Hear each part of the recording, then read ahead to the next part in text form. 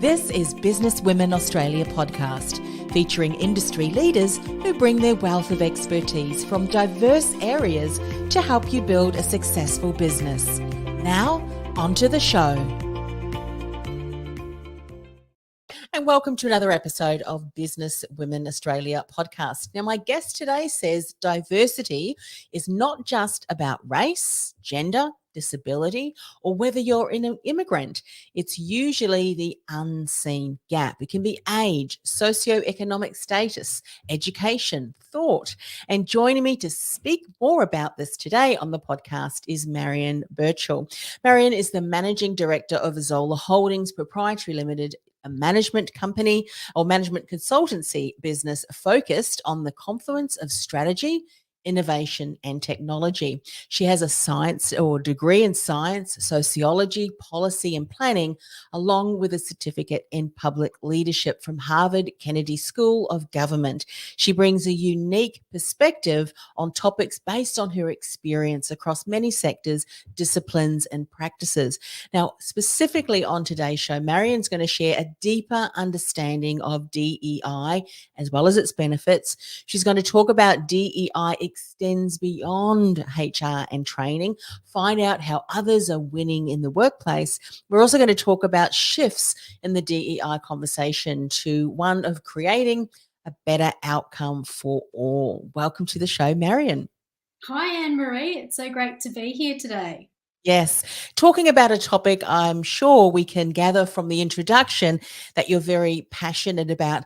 Before we dive into the key topics, so we can understand a little bit better about DEI and how we can integrate that more in our workplace and life, what's that passion that drove you to really excel in this area, but also help other organizations and so forth become more familiar with what this is?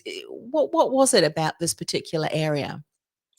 Yeah, that's a great question, Anne-Marie. And I really think that it's about unlocking people's latent skills and experience to essentially create a better work environment and a better world. What I find is that that is where the magic and the beauty lies, is actually creating those opportunities for people to excel. And all that comes down to is creating a more inclusive work environment. And given we spend so many hours at work, it's a really important part of our lives. And when we see this whole, flow of people leaving the workplace. During COVID, we saw a significant amount of people leaving work because they're focused on purpose and finding what that is and living that. When we look at some of the data, the majority of people, in fact 51% of those people, left the workplace because they didn't feel that they were included. And yet I think that when we do provide those opportunities for people to be authentic, to come to the workplace as themselves and be able to contribute and add value through the range of experiences, their thinking, and the other skills that they bring to their work that they're not necessarily hired for, we actually see a lot more benefit come not only for them, but also to the clients, the customers, and their colleagues as well. Yes. What are you noticing now that there has been, thankfully, more conversation around this particular area? And of course, you're an expert in this and supporting organizations. Are they becoming more open to finding out more about what this is? How is our workplace measuring up, and what do we need to do in order to have a deeper understanding, and also to ensure that if we polled our current staff, that we wouldn't have a high percentage of people feeling disconnected from the workplace? How are companies embracing that? Or maybe not, there's a bit of work to go. Yeah, absolutely, Anne-Marie. And I think this is a real hot topic at the moment. So I know we've just had International Women's Day as an example, but I think that it is a hot topic. We're on the cusp of, I think, making some significant changes, and it does come in leap and bounds.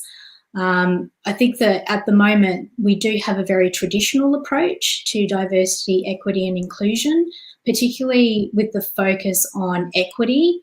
I think inclusion is the hardest bit to do, tend to get left behind. And what that traditional approach essentially looks like is it's in the realm of HR. We look at recruitment. So we've all seen adverts where people are trying to recruit more women into the workplace. They're trying to include more racial diversity as well. We also see it come through in terms of training, so mandatory training. I'm sure we've all been there. And we see it expressed through data in terms of the percentage of women at certain levels. We see it through the percentage of different ethnic groups. And that's essentially what we see expressed at the moment. But what's interesting about that is that it doesn't actually deal with the core issue. And what we're seeing is that even though all companies and all people would suggest that diversity, equity and inclusion is a good thing, we're not actually seeing the shifts that are needed. And partly that, I think, is due to that academicized, I'm just going to say that as a word, approach to the topic, where the reality is that we're missing the human factor. So the workplace is all about us being humans, us coming to the workplace as humans, and therefore we need a better approach that looks at, if we all agree that this is a good thing and we do have some of these things in place, what are we actually missing? And I think that that is the missing part of the jigsaw puzzle, is how do you take what you learn and actually translate that in a practical way in the workplace? The other thing that I would say is that at the moment, DEI very much shines a spotlight on what is different. So it creates a natural way of dividing the us and them. So, there are those that are the status quo, that are in positions of power, and then there's the other. And the current conversation shines the spotlight on the other and shines a spotlight on what is different. And I think in many ways that further creates the divide that happens. And so my view is that we need to shift the conversation in DEI from that to actually one of what is actually common amongst us that actually binds us together. Yes. And I suggest that there's more that we have in common than what we do have different. Yes. And sorry, you go, Anne-Marie. No, as you were sharing that, it's interesting. I mean, we're only going to be able to obviously scratch the surface today, but I think bringing awareness and having the ability to talk about that, in one of the interviews that I did today, one of the things that became apparent around a discussion table, was understanding each other's stories and being able to share stories. I think, you mentioned that we're all individuals, we're all humans coming together. And I think if I'm understanding it correctly, organizations or there's a number of organizations now which recognize that DEI is important. So they may have implemented and have got policies and procedures in place to ensure that their business does that. But one of the things that we need to do in that too is also there's a mindset shift of every single team members that needs to be on board with that, isn't it? Otherwise it becomes we're doing this, say for instance, a number of women around the boardroom table. Otherwise people are going to sense that, aren't they? If it's just a tick in the box, or whether the organization itself and the culture of the organization and everyone that's there lives and breathes it. There's a different atmosphere, isn't there? Is that kind of what you're also sharing is so important? That's exactly right, Anne-Marie. And if we do it as a tick the box exercise, it can actually be far more detrimental to everyone. So it gets people offside because they feel like, I have to do this mandatory training, this isn't relevant to me. Why are these people getting special treatment? And then on the other side, people are like, well, maybe people are thinking that I've only got to this level because it's tokenistic, because I'm here to meet a quota, because I'm here to improve the metrics of the organisation. I don't actually want the spotlight on me because I'm quite happy, being under the radar and doing quite well without, being brought to the fore. And so I think that it can be quite detrimental. But what this is really about when it comes to DEI is it really is a unifying thing. It's about bringing everyone together and focusing on the inclusion part and celebrating the differences that we have and the value those differences bring to the table. So diversity of thought, diversity of experience, and that experience can come because we might have different sexual orientation, or we might come from a different socioeconomic status. When we have people who are writing policies for people that are homeless or disadvantaged, many of those people have never experienced that because they come from middle class or affluent families. So how can they actually develop things for people that they don't understand? And so we have this culture of doing things for people because it's from a good place. But what we actually need to be doing is doing it with those people so that we actually co-create and co-design those solutions together, and that people are heard, and that there's a greater empathy for the experiences of people who may be falling through the cracks in our workplace and our society. The reality is that 16% of companies report DEI programs in their annual reports. 76% don't have goals. 75% don't include it in their leadership development. This is actually a leadership issue, not an HR issue. And 40% of companies view this as a legal, compliance or regulatory issue. And yet on the flip side, we see that 81% of companies believe it's beneficial and 76% rate it as important. So there's this real interesting gap that's happening. Yes. And what the data suggests to me is that we all see it as a good thing. We just don't know how to do it. Yes. And the training programs that are traditionally put in place skim across this very complex issue and don't actually give people the tools to actually make it happen. And so I think some of those tools should really be around flipping the narrative to instead of looking at it as a diversity, equity and inclusion discussion in the traditional sense of, that separation and shining a light on what's different, but bringing people together, perhaps around a particular outcome that you're trying to achieve as an organisation, and bringing different diverse people together to actually collaborate on those things. Mm-hmm. And so for me, it's more of a way of which an organisation approaches things. It's more about the DNA and the culture of the organisation and how it actually leverages its diversity and inclusion. Mm-hmm. And part of that is around bringing together around common things to work on. And we see that in some of the leading companies in the world. So if we have a look at some examples, Johnson & Johnson, great example. They have reimagined themselves several times, since they started as a company.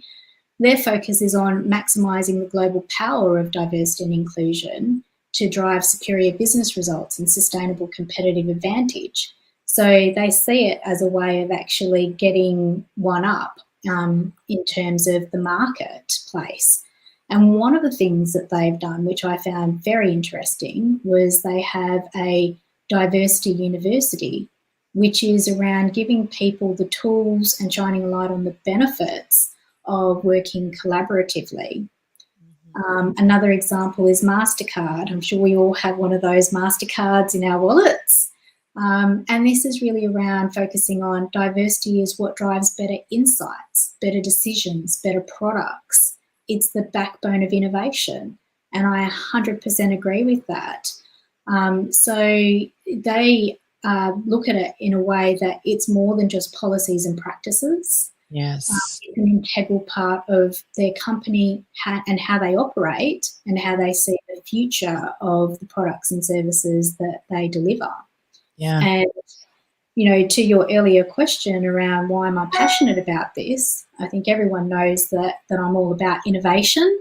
And for me, diversity, equity and inclusion is a key part of driving innovation because it is where you get your new insights from, and where there's a track record of when you involve different people, you actually drive better outcomes, but you also develop better products and services that meet the market needs.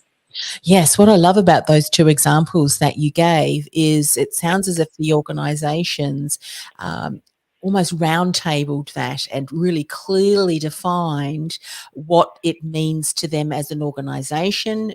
Individuals within the organisations feel compelled towards that as well. And I notice how it doesn't focus on an individual, but rather as a collaborative who are focusing towards what's so important to them.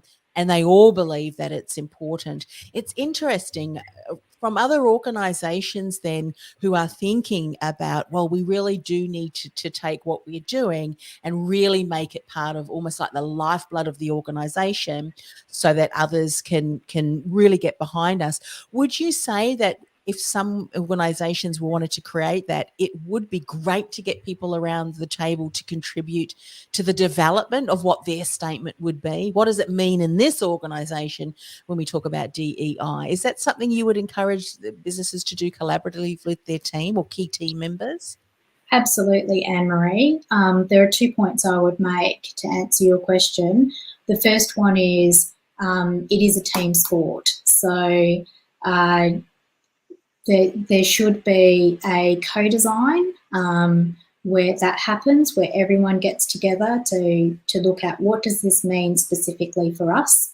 It does need to be bespoke to the organisation, and look at, well, what is it that we can do together that makes sense to us in terms of where we're trying to go as an organisation, and what we're trying to achieve, and what would work best for us. It also then allows people to be heard as well, and it's part of the inclusion part as well, because a lot of work that we do in organisations is strategy work, but it's at that nexus of strategy and innovation with an eye for implementation, which is quite unusual because most people, when they develop strategy, they don't think about how it's going to be implemented.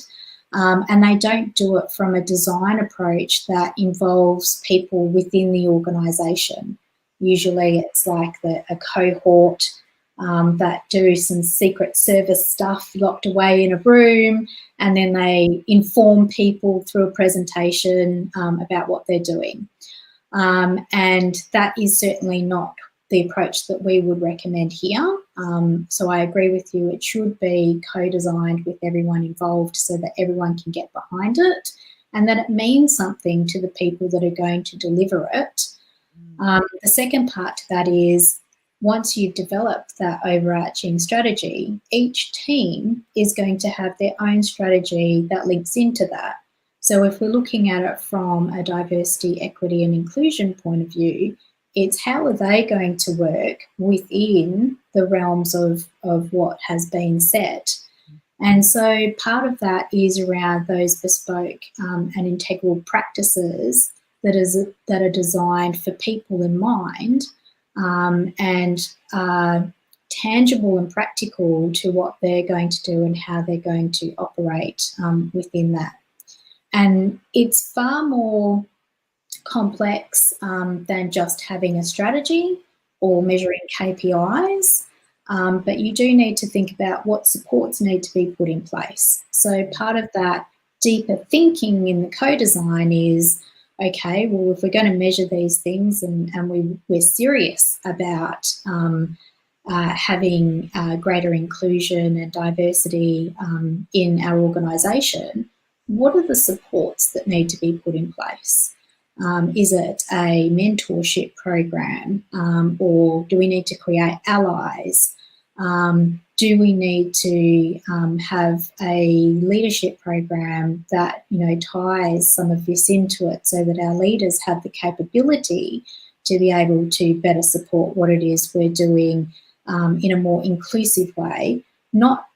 And what I mean by that is not in the traditional approach of focusing on measuring metrics or tick the box, but actually having that deeper conversation around the complexities of DEI and that human factor and how you actually integrate this as part of a leadership program. And you also need to have data that makes sense to the organisation as well. So other than just, you know, making sure that you're meeting quotas, or you're measuring how many females versus males you have in executive positions, or how many ethnic people you've got in your organisation, you know, versus non-ethnic people. It needs to be more about, are we actually meeting what we're trying to achieve as an organisation in diversity, equity and inclusion? What are the bits that matter most to us that we have thought of in our co-design approach as an organisation? And are we actually meeting that? And if not, why not? So let's have the deeper conversation about what's going on here and testing the assumptions that we might hold, and actually looking at how might we do better as an organisation to unlock the potential that we have in our people, who are our most valuable assets. Yeah, I think having that conversation and finding out what is the feedback, what feedback could we get from our existing staff, it can be incredible. It can also be scary, can't it, from leaders, because it's kind of like, we're going to get told, well, I would assume and would hope that the environment would be such that team members would be able to give an honest approach. I mean, in some instances, maybe it would be if team members, some don't feel as confident in speaking up if their name is beside the feedback. So maybe do it anonymously.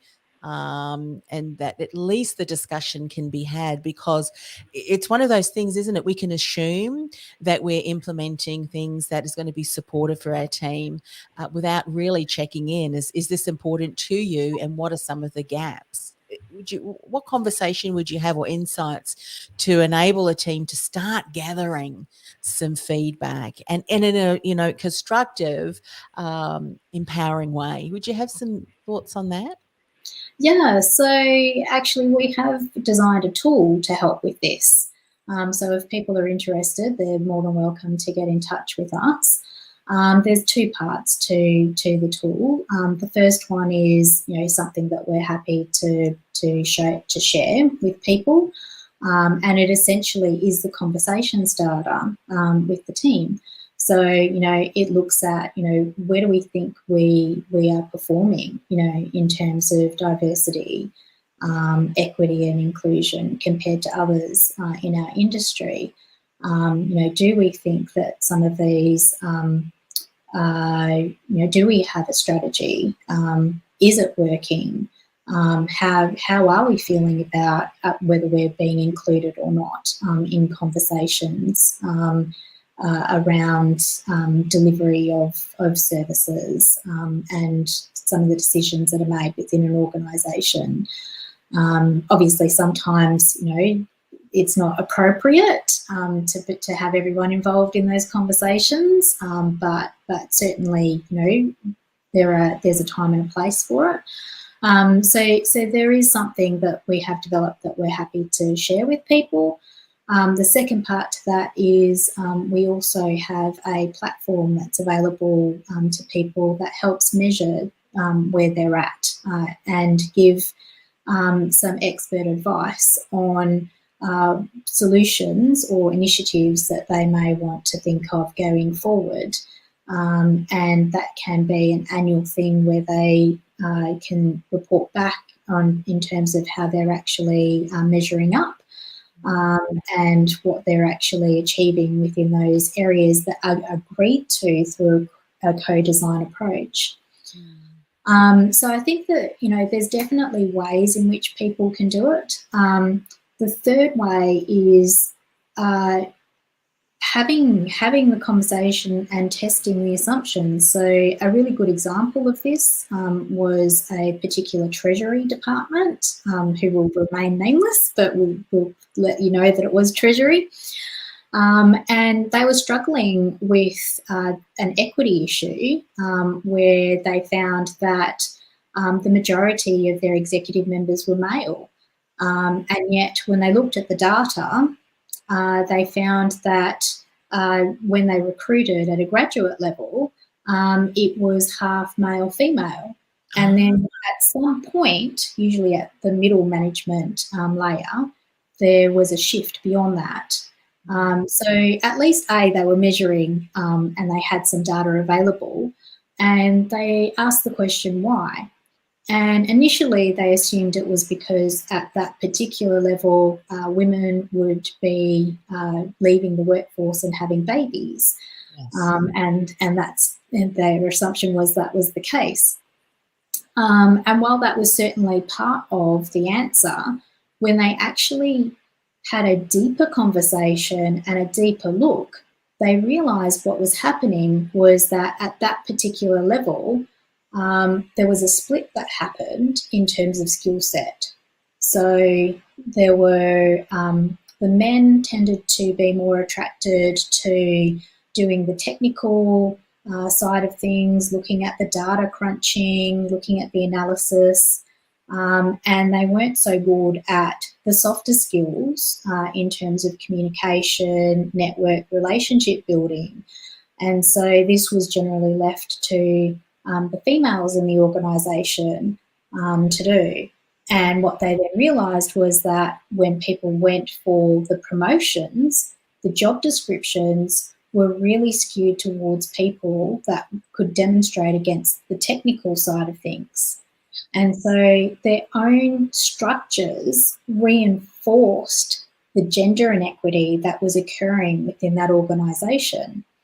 And so once they actually did the deep dive and asked the question and removed the assumptions that they had, they could then actually do something about that. And so they put in place a way of working which meant that everyone at that level had to be doing both, regardless of whether they were naturally affiliated to a certain way or not, in order to allow people to move into the next level. And they also changed the job description forms to have equal weighting against the different skill sets. Yeah, incredible example. And I would imagine that as the team or organisation continue to monitor the fact that they encourage both men and women to have both of those areas in the technical and the men also with the communication styles, it just enriched both men and women who were in the workplace.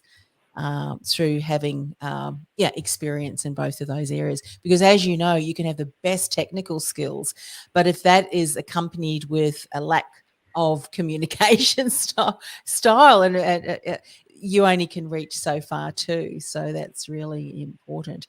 I mean, fascinating discussion that we've had. As we mentioned, we've just only scratched the surface, but as you've just said in that example beautifully, you can see that when we start to do some further investigation, but not just skimming, but looking deeper into what is driving that. Let's put our assumptions aside, maybe use those as a guideline, but let's be courageous enough to dive deeper into that, ask the questions, and then from that come up with a conversation that really does capture what's going on in our workplace so that we can make a change that will ensure a better outcome for all. And I would imagine that particular department had some great outcomes because of doing that, yes? Yes, absolutely. So not only in terms of going forward, the type of solutions and initiatives that were driven out of that organisation, but also they did get a bit more parity in terms of gender going forward. Now, obviously, that's a gender example and quite binary in terms of the gender example, as opposed to looking at the full gender spectrum. But it is a really good example of exactly what we were just talking about around asking the why, doing the deeper thinking, having the courage, particularly at that leadership level, to actually investigate it further and then come up with really good solutions that would actually make a difference. Because I think a lot of times we get caught in the noise and we make assumptions about that. And when we put things in place, we might only be dealing with the noise. We might not actually be dealing with the core of the issue, which is actually what would make the bigger impact. Yeah. What you're speaking about today and how we've already mentioned and how you've said that DEI extends beyond just HR and training. And so often as organisations, what we can tend to do, oh, well, that's just marketing's division or that's just HR and training. It reminds me often of a conversation that often marketing, we had about the marketing department. Oh, not recognising that the full customer journey extends throughout the company, or every division has some form of touch point or another with a customer. And we need to think of that customer journey, not just in sales, not just in marketing, but the deliverables, the whole spectrum. And as you say, when the whole organization, all of the divisions look at not just from through the lens of HR and training, it can create an environment that will ultimately create a better outcome for all. And that's, I guess, what everybody would want in a workplace, and the organisation too, because everyone then would be working more harmoniously together toward the common goal of the deliverables of the company. Yes? Absolutely, Anne-Marie. And the reality is that we all come to work because we want to add value. We want to live our purpose. We want to be doing good. No one comes to work because, they want to, cause a bit of havoc and destruction. And DEI has certainly in the past been focused on wanting to do better and engage different parts of our community to help with that. But I feel like in some regards it's become tokenistic and it's not taken as seriously as it should. And people aren't given the tools to actually make it happen. And it's become more of an activist, perhaps view of what should essentially be part of a company's DNA, particularly if it wants to be high performing and have high performing teams and actually create, market share and look at continued sustainable growth in the marketplace. It all comes down to your most valuable asset, which are your people, and your people are wanting to be there because they feel valued, because they feel heard, because they are engaged. Yes. And the way to do that is to allow them to be authentic, bring their full selves to work, so not just what they've actually been employed to do, but bring them their full skill sets, their full experience, and their full mindsets and capabilities, and engage them in a way that allows them to solve problems within the organisation, be it something that could be quite small to something that's quite large. And that's why I see that there needs to be a shift in the narrative and the conversation around DEI into one of high performance organisations and teams, around leadership and around innovation. And that is, I think, the common factor that creates the environment and the culture for DEI to be successful. Yeah. Fantastic. Marion, how can people find out more about the work that you do, or speaking to you about maybe coming into their organisation to support them in doing some of the things that you talked about today? What's the best way for them to contact you other than to go to the businesswomenaustralia.com.au website? Absolutely. Glad you got that in there, Anne-Marie. So other than the Business Women Australia website, people can certainly contact me through our own website, which is marionburchell.com. And they can certainly send us a contact there. And on LinkedIn as well, you can find me there and send me a message, and all my contact details are available there as well. And before we go, I just want to tell one quick story if I can. So I know I'm going to circle this right around to your earlier first question, Anne-Marie, about why. And it really is tied into why we created our company in the first place, Azolla. So for those of you listening that aren't a scientist like me, Azolla is a small aquatic plant that changed the world in which we know today.